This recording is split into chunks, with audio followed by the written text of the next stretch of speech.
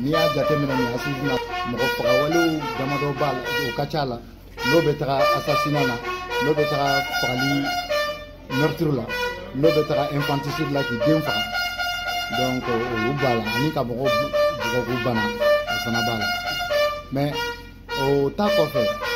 min yɛrɛ y'an ka siran o ye bingani wale minnu bɛ kɛ musow kan ani denmisɛnnin musomanin fitininw kan n'i yɛrɛ kurulasi la i bɛna ye bingani wale kɛra musomanin fitininw kan o tɛ tɛmɛ san 6 kan donc o bɛ mɔgɔ jatigɛ bon o dun ka o de ye n'i ye affaire ta infraction minnu bɛ ka poursuivre n'i y'u ta k'u tila 3 ye a sigiyɔrɔma 3nan ye déjà nin bingani wale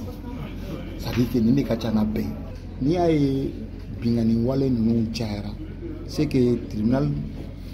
kiiri yɛrɛ de tun seginna kɔ bon an bɛ jamana min kɔnɔ bɛɛ b'a dɔn a sécurité ko y'a to an tun seginna kɔ bon an seginna kɔ mɔgɔ wɛrɛw ye terrain minɛ olu dun ta ye n bɛ se min na de an ko n ko il faut que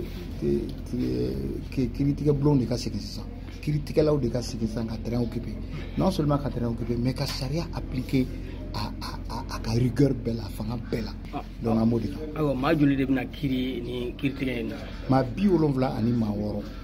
olu de ka kiiri bɛ kɛ nin na o maa 76 ani 6 la muso 1 b'a la a tɔ ye cɛ ye denmisɛnnin 10 b'a la ne bɛ sigidala mɔgɔw ne bɛ wele min bulon ma cour d'appel ni kiiri ni a bulon dayɛlɛlen bɛɛ bɛ se ka n'a lajɛ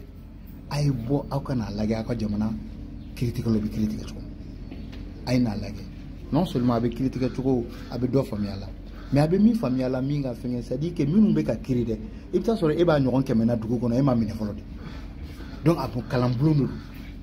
an b'a fɛ bɛɛ de ka na.